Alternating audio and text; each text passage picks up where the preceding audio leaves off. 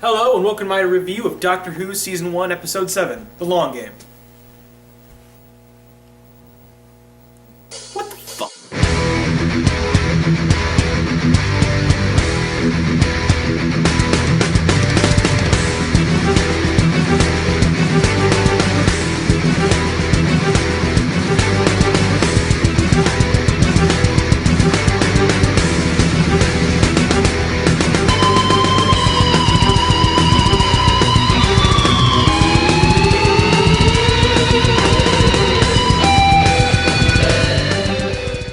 The Doctor, Rose and Adam land in the year 200,000 on Satellite 5.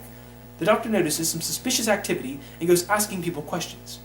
He finds out that Satellite 5 is a news broadcasting station that delivers news all over the fourth great and bountiful human empire. The Doctor, Rose and Adam pretend to be management so they can get in on the other news gathering process. But little to their knowledge, they are being watched by the editor.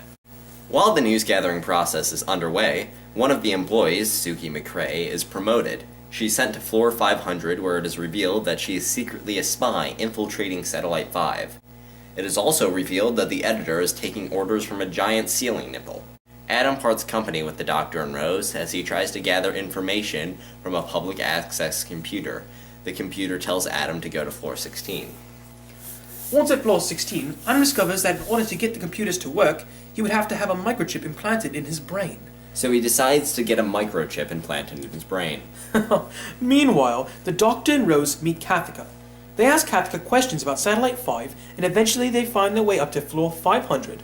The editor captures them and tells them about the giant ceiling nipple that has been ruling the world with the power of suggestion.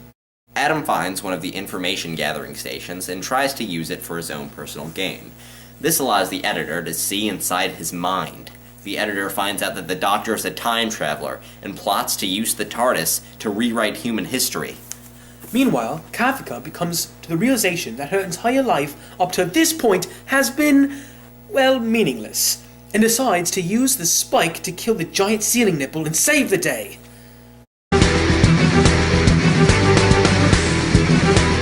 This has to be one of my favorite episodes so far. It's got an awesome villain, it has an awesome concept, and awesome nudity. 2 words. Simon Pegg. I love that the giant space nipple was able to rule the world using the power of suggestion. Because they controlled the information that went into people's brains, they were able to control the people themselves. If their plan included needing people to have chips inside their heads, they made up reasons why people would want chips inside their heads. If they needed to keep the aliens out, they made up reasons why the aliens would want to stay out. I agree. You really don't have too much commentary on this, do you? Okay. Now, a lot of people tend to dislike this episode. Going into the reviews, I found out that people loathe, detest, and hate this Doctor Who story, giving it like 1 out of 10 or 2 out of 10. But I absolutely love this episode, and I'm going to go over some of the reasons why everybody else's reasoning is BS. The Jaggerfest looks stupid. The Nesting Consciousness looked way worse than the Jaggerfest, and you weren't complaining about that. Half the aliens in the End of the World looked abysmal, and you weren't complaining about that. The Slovene looked, well, actually you were complaining about that, but it's a 2005 television budget. What were you expecting? In fact, in comparison to some of the monsters, I say the Jaggerfest looks awesome. I didn't like Adam. He's just stupid. You're not supposed to like Adam. He's the asshole character. If you like the asshole character, then the writers didn't do their job properly. That's a good point. Rose was so underused. That's a good thing. I think Kathika was a bit underdeveloped, but I understand why she was underdeveloped.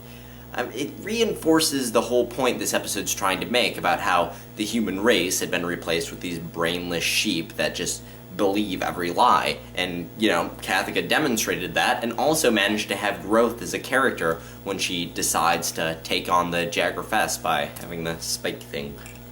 Kathika. Interesting or funny? I'm gonna go with funny.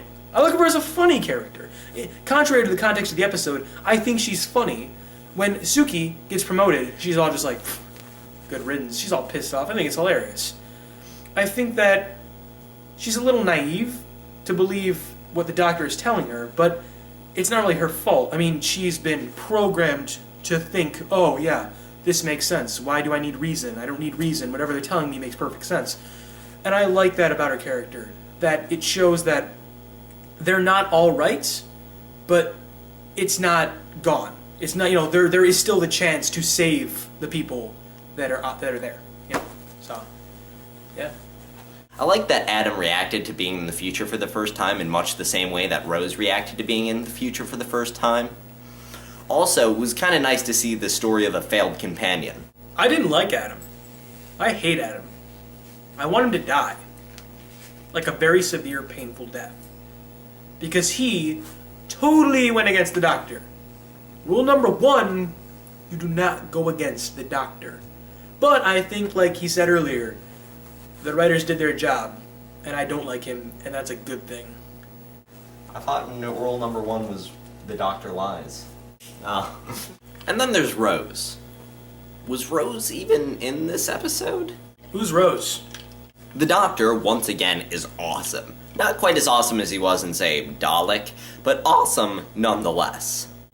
Christopher Eccleston never ceases to amaze me. I'm so sad he was such a short-lived Doctor because I really enjoy his badassery. Like Matt Smith, yeah, he's funny, and David Tennant, yeah, he was like sophisticated, but Eccleston, he had that sort of sense of, he did things that really you shouldn't sometimes. And it was funny, and I liked it.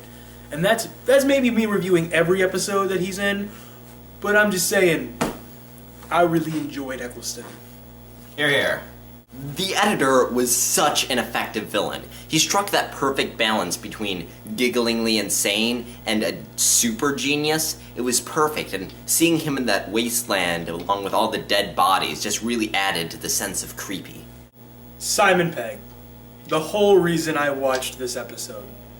Simon Pegg, if not my favorite, is definitely one of my very favorite actors of all time. And he does such a great, amazing job in this episode.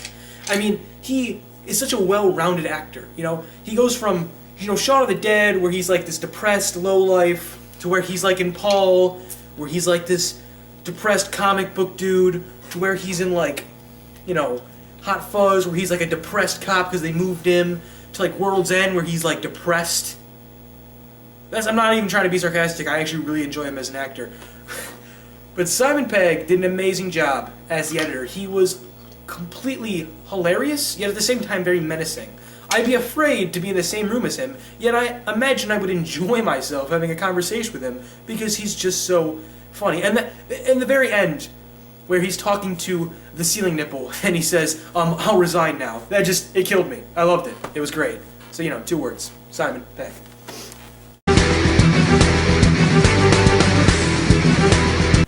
I loved the set design in this episode. There were a lot of tiny things that you might not even notice if you were a first-time viewer. For example, every floor has these 3 rooms. They have an observation deck, they have a white light-up room, and they have a main room.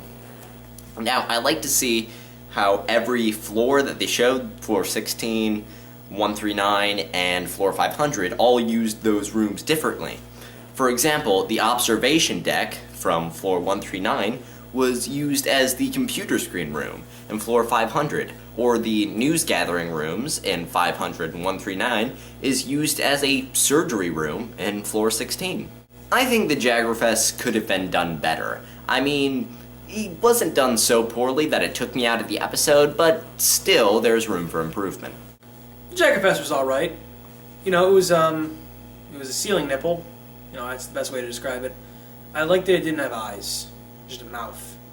As if it didn't need to see what it was doing because it didn't have enough care about what it was doing.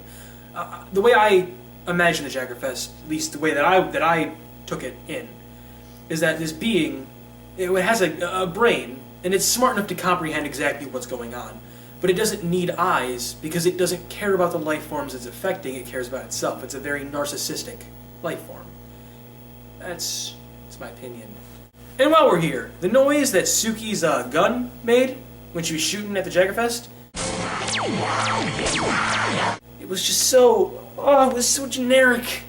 What? That was the least favorite part of the episode for me, where she's just like, pew, pew. It's just like, I could hear that, like, it's just very generic. I didn't like that.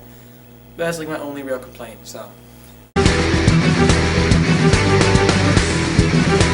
I think this is one of the best episodes in Doctor Who so far. I mean, personally, I think it had everything. It had a great villain, a great concept, great action. It had a cute puppy. What else could you ask for? 9 out of 10. You know, when we were talking about it before we've been filming this review, I originally said 7.5 out of 10. But then I decided to go with 11 out of 10. And why? 2 words. Simon Pegg. 11. Yeah, out of 10. Can we do that? Yeah, we can do that. And you know why? Why? 2 words. Simon Pegg. Alright. We'll see you next time for our review of Doctor Who Season 1, Episode 8, Father's Day.